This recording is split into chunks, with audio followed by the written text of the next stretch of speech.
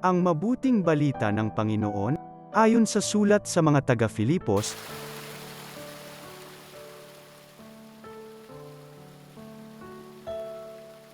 mga kapatid, naranasan ko ang maghikahos. Naranasan ko rin ang managanya. Natutuhan ko ng harapin ang anumang katayuan, ang mabusog o magutom, ang kasaganaan o kasalatan. Ang lahat ng ito'y magagawa ko dahil sa lakas na kaloob sa akin ni Kristo. Gayunman, ikinagagalak ko ang ginawa ninyong pagtulong sa akin. At buhat sa kayamanan ng Diyos na hindi mauubos, ibibigay niya ang lahat ng inyong kailangan sa pamamagitan ni Kristo Jesus. Purihin ang ating Diyos at Ama magpakailanman. Amen. Ang mabuting balita ng Panginoon.